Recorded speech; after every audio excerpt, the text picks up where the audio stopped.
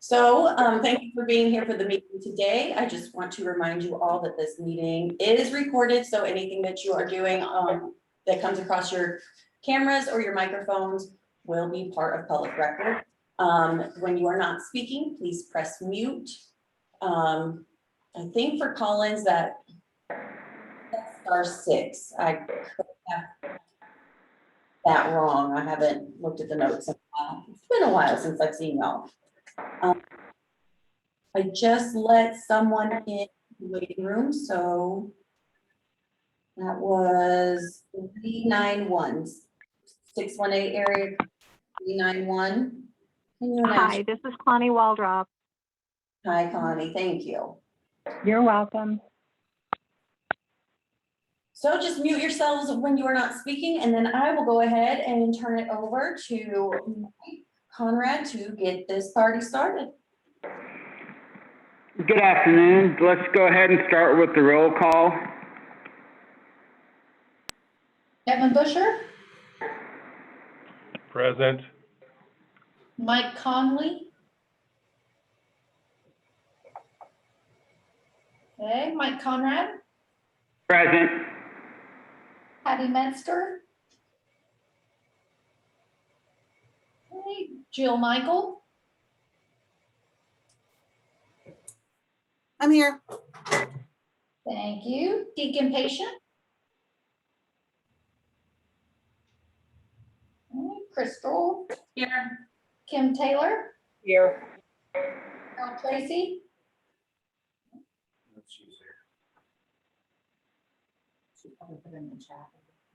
Jennifer Wagner. And Connie Waldrop. I'm here. Okay, we have a quorum.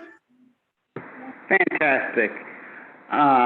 Did everybody have time to review the March 11th minutes? And if so, are there any questions? If there's no questions, can I get a motion to approve the March 11th, 2021 minutes? This is Kevin. I'll approve.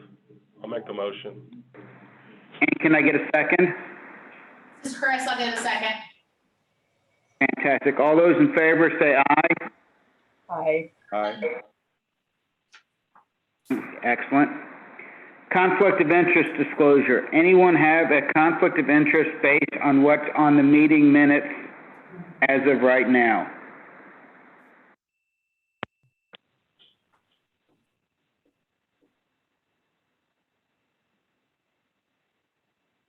Fantastic. Debbie, it's all yours. All right. Okay, we will start with the April statement of expenditures.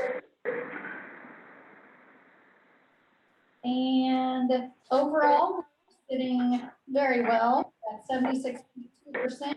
And with April, should be 80.3%. So we are under budget at the moment.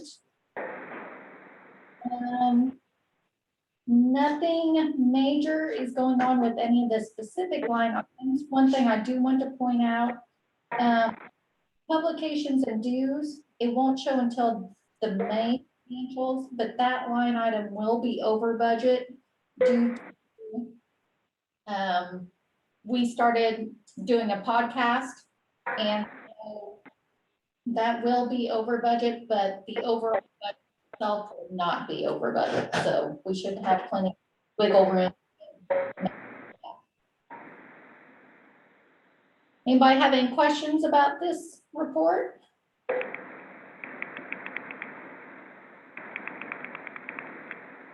Okay, we'll move on to the accounts payable report. And a lot of just the normal weekly sort of items. There were a few incumbent worker training projects that we were able to pay out for the last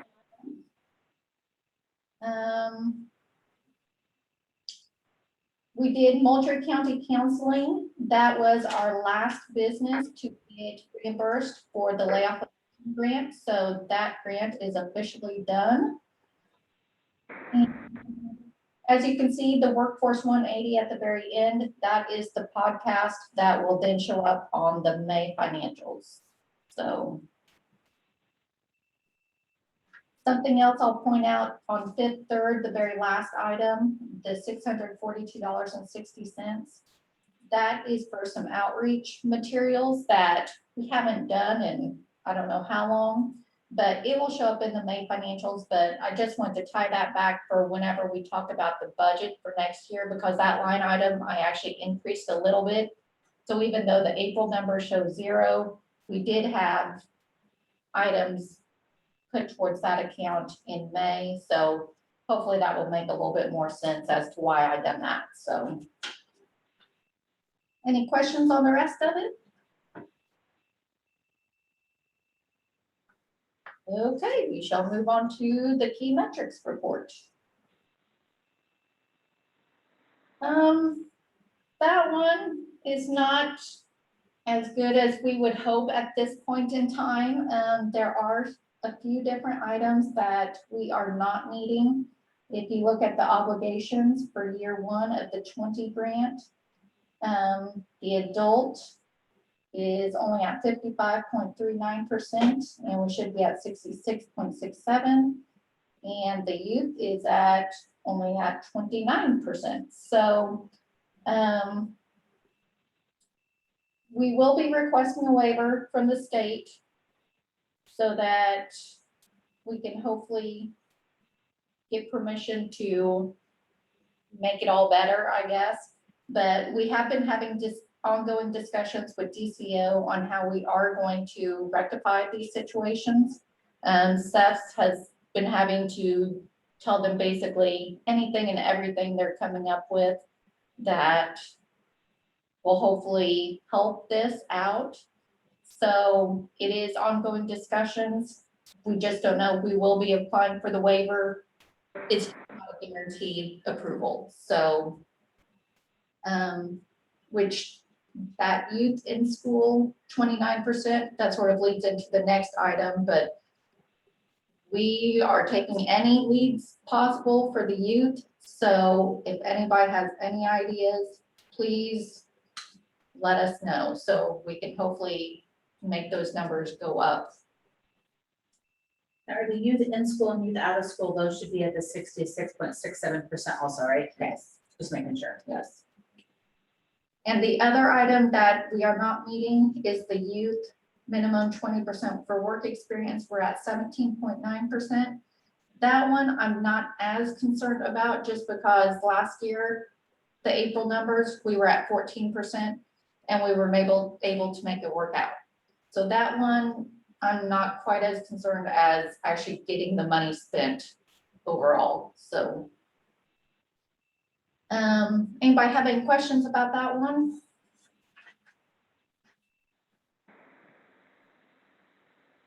Okay.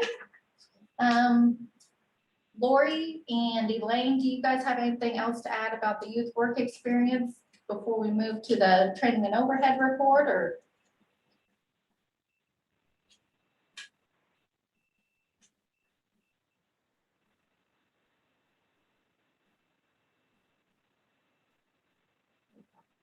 You're muted, Lori, Lori. we can't hear you.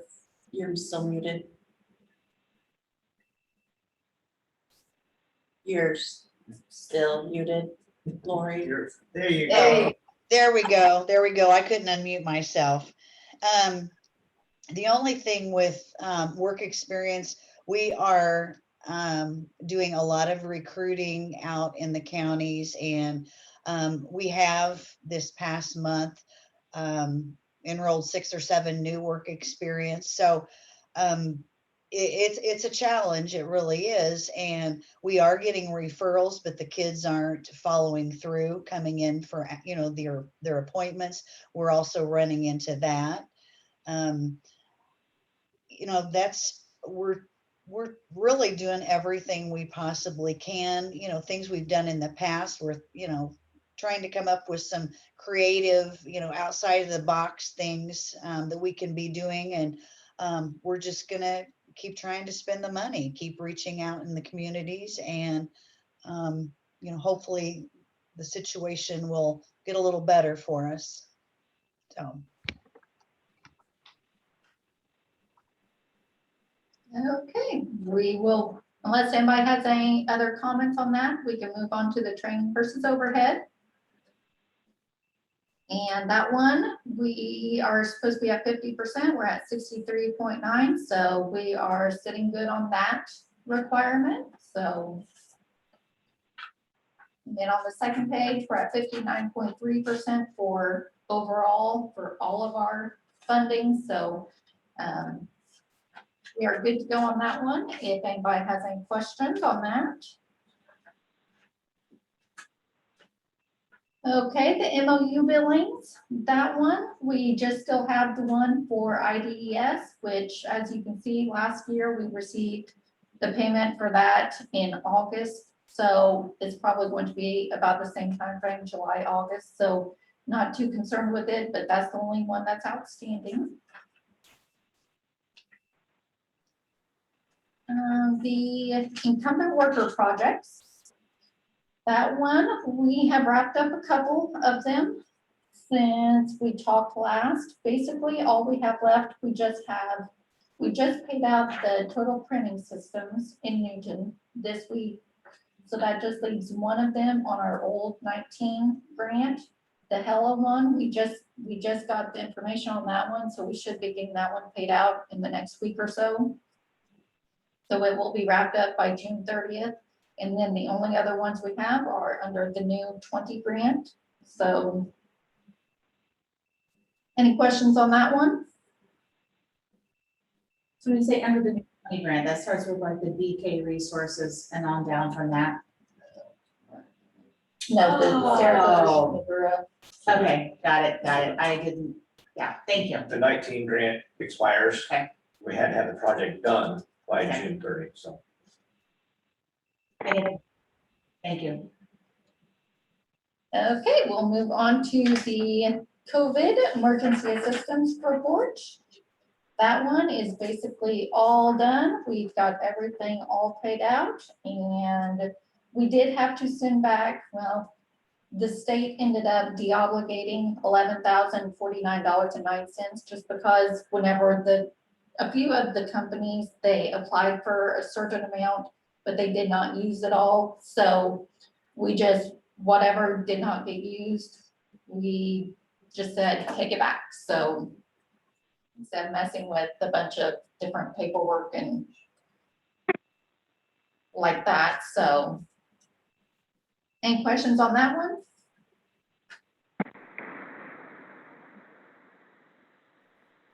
Okay, we will move on. DCO annual monitoring results for executive. Okay, So she can she's do having trouble getting on, so I'll go to get my computer and send her a link, so she can get on there. Okay. Okay, the next item, DCO annual monitoring results. That was done with DCO in May. We had an exit interview on May 27th. At this point, it is just preliminary. They sent over a soft exit letter, which sort of took us by surprise. We had one fiscal finding, there were 10 program findings, and then there were 2 observations. Whenever we went through the interview, we sort of aired our thoughts on what they came back at. So we do expect them to be reviewing some of the items, so we do not expect it to be exactly like the original letter came through, but we do not have that yet. So the one fiscal finding they brought up was it had to do with Jerry's travel, and it was literally, he turned in the form the day before we went home to work from home for COVID. So they were saying, well, there's no supervisor signature, so that one, okay, whatever. But They are reviewing that. they one are too. reviewing it because it was right at that cutoff point. So the 10 program ones, there was a lot of minor items, some clerical stuff. So they did say that they were going back and reviewing some of these, so once we know for sure, then we will be able to get the final letter. Then we will respond, and then we will bring that to the next meeting, so. Any questions on that?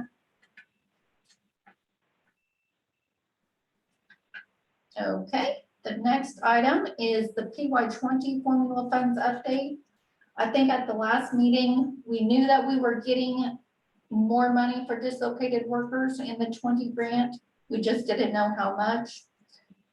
In the meantime, we have received that it was going to be $74,109 extra dislocated worker funds for the formula grant. So we basically split it between incumbent worker program or projects and training costs for SEPs. So that's what we have planned for that money, but it was nice to see we got that extra 74,000 that can sort of help pad for next year's money, so. And that leads to the new funding. We have applied for a trade grant, the LSC here in Mattoon. Those participants were getting paid out of the 1E money, but in the meantime, it has gone to be a trade approved event.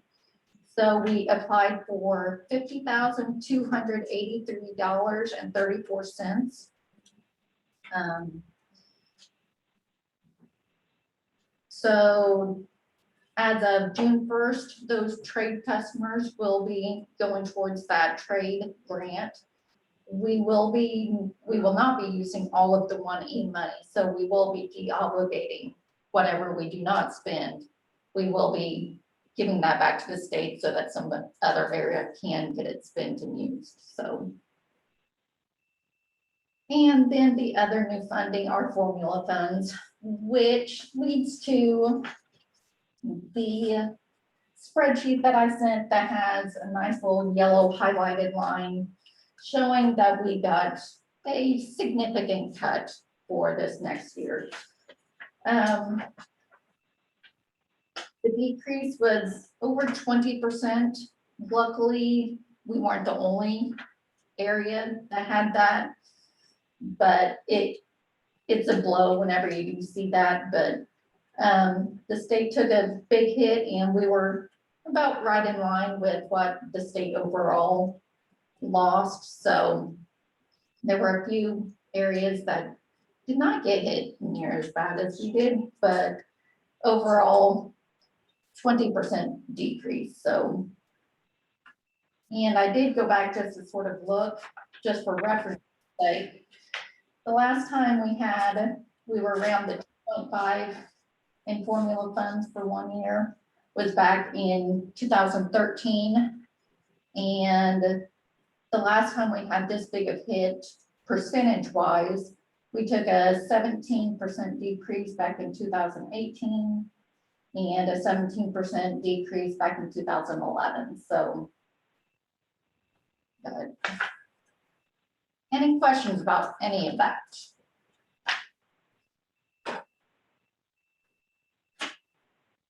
That concludes everything that I've got for that one, so. Okay, if there's no other questions, I need a motion to approve what Debbie has just went through with these reports. This is Kevin, I'll make the motion. And I need a second, please. Kim, I can second. And I need a roll call vote, please. All right. Okay, Kevin Busher, Yes. Mike Conley, Yes. Mike Conrad, Yes. Patty Metzger, Yes. Jill Michael, Yes. Deacon Patient. Chris Stroll, Yes. Kim Taylor, Yes. Carol Tracy,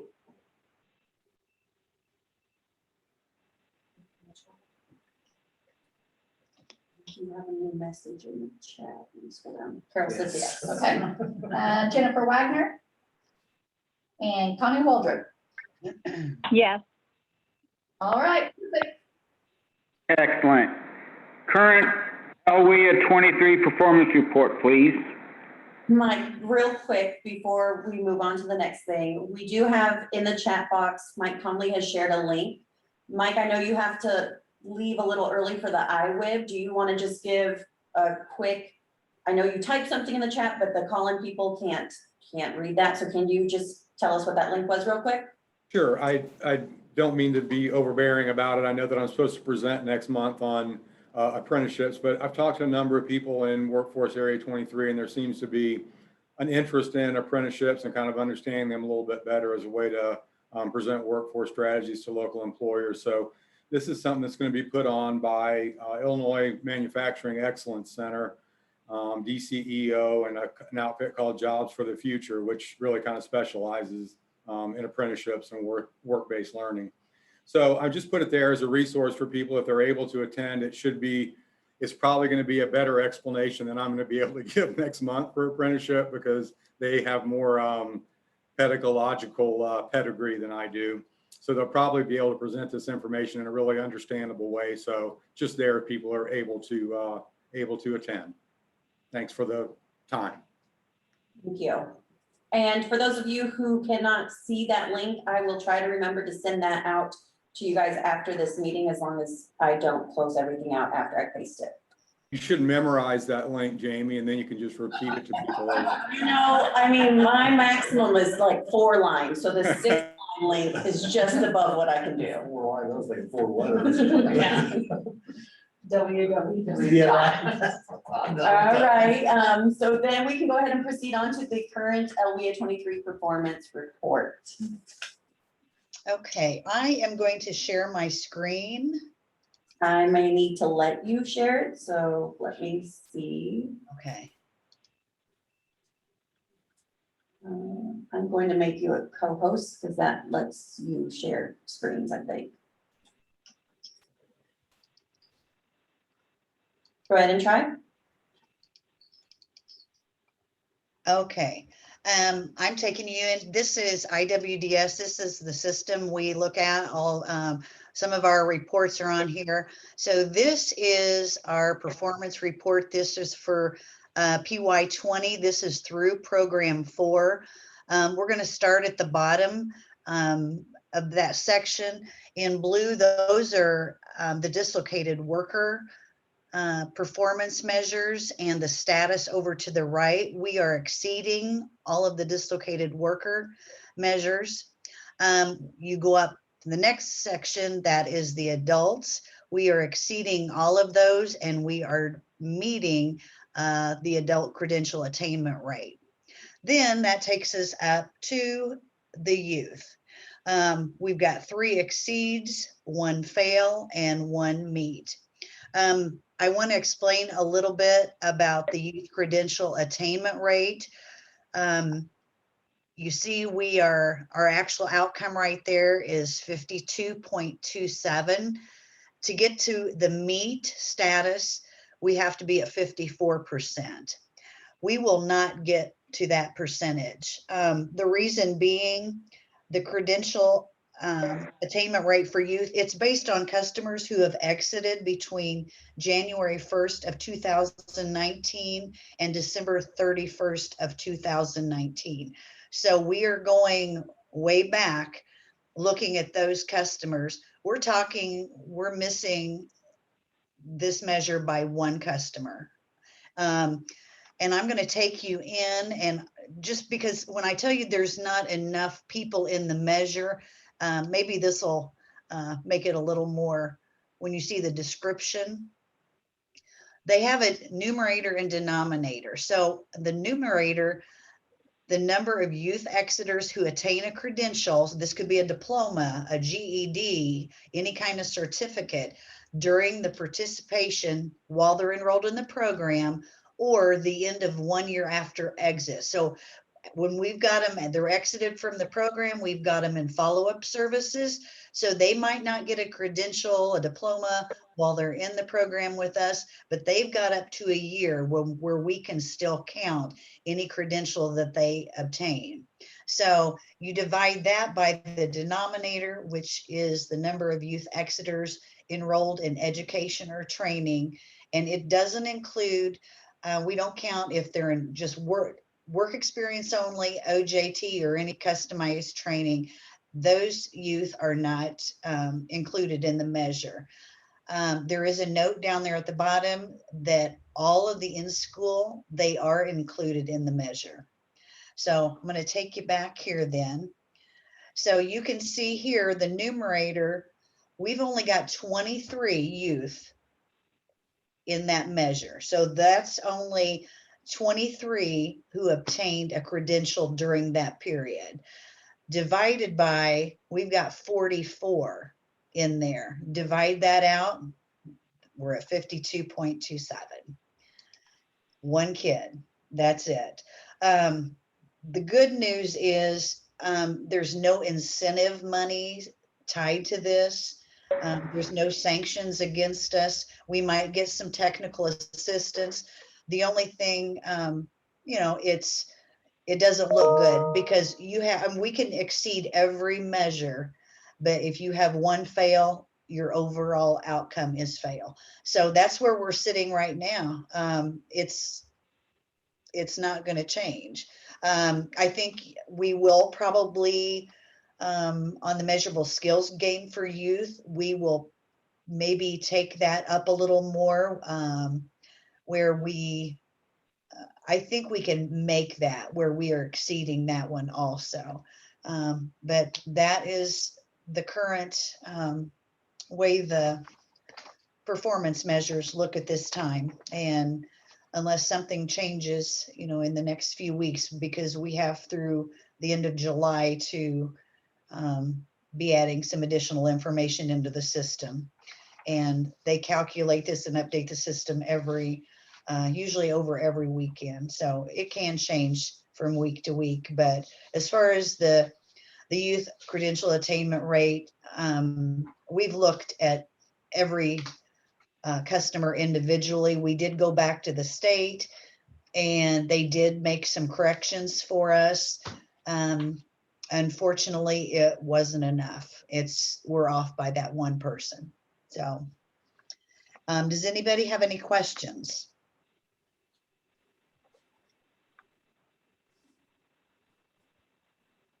Okay, thank you. Thank you. Tony, program and fiscal monitoring report. Okay, since we've met last, Debbie and I finished our fiscal monitoring of SEFs.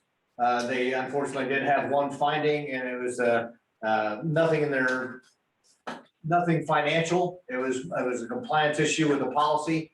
They had a kid worked more than 29 hours in youth work experience in a given week, and that is against their policy. Since then, they have changed that policy to allow kids to work past 29 hours, but only with director approval. So all it was a non-compliance with the written policy that they had. And that's all I've got.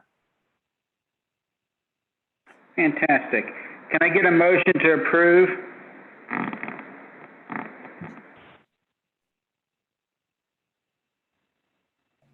This is Kim. I can make the motion. And a second, please. Second, Mike Conley. Fantastic. Thank you, guys. All those in favor say aye. Aye. Aye. Those opposed, say aye. Kevin has to abstain from that. Excellent. Thank you, Kevin. Training and program certifications, Tony. Okay, every year, for those of you who've been on this committee for a while, every year in June, we have to recertify all the programs that we send our customers to. In the past, there's been a way to evaluate them. As of right now, there really is not. So what I've done is given you the programs that we approved last year and just kind of go through the motions to approve them again. There is a policy coming out from DCEO, but it's getting a lot of pushback of how we're going to approve programs in the future. But right now, this is the only way we can do it. It's just If the board says yay, then great. And if you have any questions on any programs, there's not a whole lot of data that we can get to evaluate them. So kind of is what it is right now. Everything that's been approved in the past, we're asking you to approve it for one more year. Okay, sounds good. Can I get a motion to approve, please? So moved. This is Chris. And a second, please? Jill Michaels, National Able, second. All those in favor say aye. Aye. Aye. Thank you. One-stop operator extension, Tony? The one-stop operators, you know, we went out for a RFP about 3 years ago, maybe 2 years ago, I'm not even quite sure what it is. Anyway, their contract with the board expires June 30th. There is a clause in there that we can extend it for one more year. And I suggest we do that, but that is up to the committee to do that. Next year, we are required to go out for another RFP for the one-stop operator. And that process usually takes about 2 to 3 months. So kind of behind the 8 ball here. I hope you approve that extension for them. Okay. Can I get a motion to approve the operator extension, please? This is Chris. So moved. Can I get a second? This is Kim. I can second. Fantastic. All those in favor say aye. Aye. Aye. Those opposed, same sign. Hey, Mike, before we move on, since you are the one-stop operator, Oh. I don't know if you can make the motion. See what I'm saying? So. He doesn't want me to do it. Sorry. I'm the one-stop operator, so Tony is saying that probably is a good idea if someone else. Someone else make the motion to approve. Jill it. Michael, National Able, moves. Okay, so Jill moves and Kim seconds. Okay, thank you. Fantastic. Thank you, Tony. Fiscal year 21 proposed budget, Debbie. All right. Okay, if you pull up the spreadsheet that I sent, I'll just sort of go through the ones that had basically major changes. For the staff, full-time up at the top, basically, I budgeted for 2% and it was just approved, I think the last week or so. So, we should be right on track for that budget item. Medical benefits, that one, as you can see, we haven't spent a whole lot through April, but that's because we budgeted for 5% last year and we did not have an increase. This year, I was told budget for 5%, I done 6% to be safe. And then the other part of that sort of bumps it up, Tony's son is on a different policy, but he said come December, he might reevaluate to see if it would be in better interest for him to be on the Lakeland policy. So I did go ahead and budget for the January through June, just in case he does get added. If not, then we'll just be under budget on that, but I just wanted to be on the safe side for that one. The next big item, publications and dues. That one went up by $6,000, and that is mainly because of the podcast. We originally done a 6-month, $3,000 contract for the podcast. If we decide to renew that, it is $6,000 for the next year. So we will evaluate as it gets closer to see if we think it is being beneficial. And I just want to budget just to be on the safe side until we get our feet wet with the podcast to see. So I did want to include that in the budget. The other materials and supplies, that's the line item I talked about a little bit earlier. Nothing showing through April, but that was for the outreach items. So I did bump that up just in case we need to replenish those items once or twice over this next year. So that's why that went up by 500. Rental facilities, that one luckily came down. Last year we were sort of uncertain once we moved out onto campus, if our rent would change. Luckily, our rent did not go up for the few months that we have been out here. And actually, as of July 1st, our lease is actually going to decrease due to us having less space than the other buildings. So that's why we were able to save that much money on that line item. And then the other utilities, DSL, I just completely eliminated that from the budget. That was actually covering the DSL line at the One Stop in Effingham. And SEPs actually, over this past year, they actually took that bill over. That way they could control if they needed better speed or whatever, just so we didn't have to be a middle person regarding that. So overall, it did not change a whole lot, only decreased by $150. But whenever you only have 3 people, 3 staff people, it's sort of hard to do a whole lot of swing with that at this point. Everything else that I did not specifically touch on, I basically budgeted about the same as last year, just because we weren't for sure how long the whole COVID restrictions would happen. So hopefully this year we will be able to fully utilize some of those funds that we just did not really touch last year because of the restrictions. So does anybody have any questions about the budget?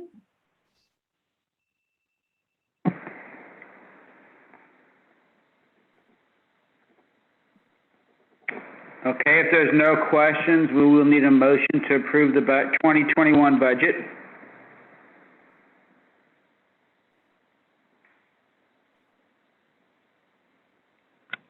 Kevin, I'll make the motion. I can second that motion. Now, we need a roll call vote on this one, please. Debbie? Will do. Kevin Busher, Yes. Mike Conley, Sorry, yes. Muted. Mike Conrad, Yes. Patty Metzger, Yes. Jill Michael, Yes. Deacon Patient, Chris Stroll, Yes. Kim Taylor, Yes. Carol Tracy, She said yes in the chat. Jennifer Wagner, and Connie Waldrop. Yes. All right. Good to go. Excellent, thank you. Fiscal year 21 meeting schedule. If everybody could pull out that schedule, looks like the meetings will be September 16th, December 9th, March 17th, and June 16th. All Thursdays, the Thursday before our quarterly meeting, and they will be at 4:30. I'm assuming they'll be at the CEFS building this time? That's what we're hoping for. Yeah. Fingers crossed. Yes. Can I get a motion to approve those meeting dates? This is Chris. And a second?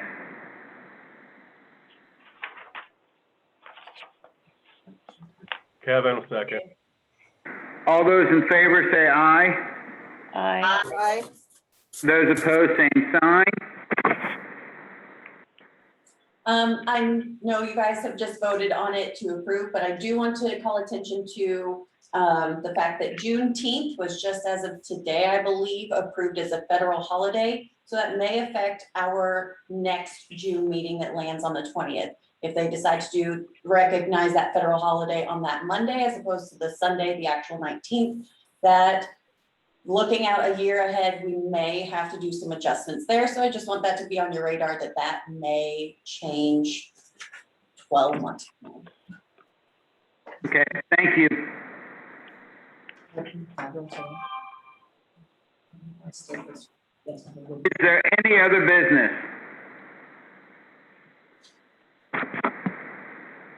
Okay. Date and time of our next meeting will be September 16th at 4:30 at the CFS building. Any public comment? Great, then I will need a motion to adjourn. Kevin, I'll make the motion. And a second, please. I'll second. This is Mike Conley. Fantastic. Thank you guys for meeting today, and hopefully hear you all on Monday. Thank you. If you are going to attend the executive meeting, please do not leave this room. Just hang tight. We're gonna start in just a few minutes. You don't have to. You're gonna, one of these days you'll be good enough to be on.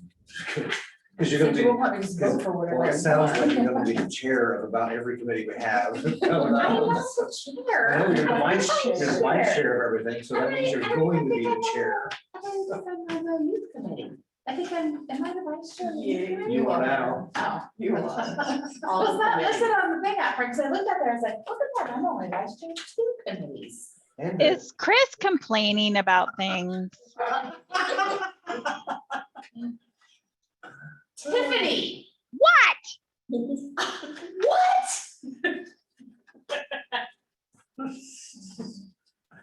Oh, goodness. Oh, we only have a three. Oh, Nancy. Nancy is the 592. Oh, well, where's Mike Conrad at then? He probably just got off. Do you need it? Okay, I'm leaving if you guys don't need me. You wanna play Mike Conrad? in Yeah, that you movie? might be needed. You're the Can I vice. be Mike Conrad? Well, in his absence, you probably could be because you're the vice chair of that committee. Okay, I'll just Just say, I mean, I say, yeah, I got your back here. Oh, brother. Here's Gerald, Sounds so like Pat's not even on, but. a little trouble communicating or getting. Did Tiffany, did he ever get a hold of you again? No? No, I don't know what, maybe he's avoiding me. Maybe someone else should call him. Yeah, I'm gonna have to call him. We've gotta get his signature in the next, I think, next week. Okay. Uh, He texted me back and he said, I'll call you tomorrow. He said, or we need to talk, I'll call you tomorrow. And I was like, ooh, that doesn't sound good. I wish he would have just said, sure, I'll do it. Right. Because then I'll have to call Gerald and say, guess what, VP? Uh-huh. Sorry about you. I don't have that cell phone in my phone. I don't to either. text him. I don't think. How are things in Crawford County? They are well. They are well. Busy. Yes. I had a really good meeting with your chamber lady, Lisa. Oh, Lisa Schaefer, they're in Robinson. Yes. Yeah, we haven't ever connected. And I went down was it last week or the week before last? And before we knew it, Yeah. we'd been talking for 3 hours at her desk. That's No. shocking. Yeah. It was good. Yep, she's a good gal. Can we go without Pat? Can, as long as we have a quorum, it doesn't matter. All right. It's just Gerald, unfortunately, you're gonna have to run the meeting, this one line item. I think. Yes, yes, it's gonna be tough. It's gonna be tough. Mike Conrad. So Probably, it looks like we'll put it in the minutes that way. Yeah. okay. Minutes required. Just, she may. We'll go ahead. You guys heard? Yes, Okay. yeah, because we have that for. Yeah, we'll go ahead and call the meeting to order. Here it is, 12:46. And Debbie, you wanna go ahead and call roll? Okay, Pat Click. Gerald, Yes, here. Mike Conrad, Chris Stroll sitting in for Mike Conrad. Tiffany, Here. and Nancy Purdy. Yeah, she's on there. She's at the 592 number, so no Chuck Rose, so, okay, we have a quorum. Okay, great. Well, glad everybody could get with us.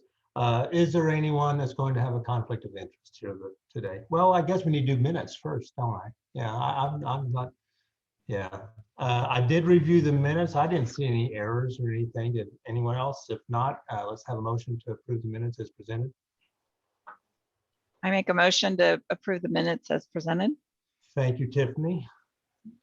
Is there someone out there to make a second? Second. Cheryl? Okay, great. Thank you, Chrissy. Okay, if there's not any corrections or additions or anything, let's, all those in favor, say aye. Aye. Aye. Any opposed, same sign, please. No opposition, the minutes are approved as presented. Now we can look at conflicts of interest. Does anyone have a conflict of interest of any item on the agenda today? Or any of the one item on the agenda today? So hearing none, well, I guess we're to item 4, the budget proposal. Debbie, if you want to reiterate if need be, most of us sit in on it when you're in the Oversight Committee, so don't need to spend a lot of time. Yep, I'd say, unless somebody did not hear what I talked about, does anybody have any questions about any of the specific items or the budget overall? I think it's well put together. We appreciate it. Yes. Kind Thank of you. protects us and really appreciate the rental side. Yeah, Yeah. that definitely helped. That does help. That helps tremendously. Allows us to do some other things on the advertising side and stuff. So hopefully we can move forward there. That's great, Debbie. Great. Okay. And you guys really need to come check out the new space sometime too. Yes. Well, if you quit moving, I could catch up with you, Jamie. Yeah. Yeah. You've already moved more times than Jerry has, I think. So anyway, if we, I'm assuming we still need to go ahead and approve the budget to be approved by full board, correct? Yes. Okay. Well, barring no opposition, we probably need to ask for a roll call vote on that, Debbie. Okay. We need a motion first. Motion and a second first. We do need a motion. Yes, thank you. Do we have a motion to approve the? I'll make the motion to approve the budget as presented. Thank you. Thank you, Tiffany. Do we have a second? Second. All right. Appreciate this. Okay. That now please call roll, Debbie. Thank you. Okay. Pat Click. Gerald. Yes. Hey. Chris for Mike Conrad. Yes. Tiffany. Yes. Nancy Purdy. Yes.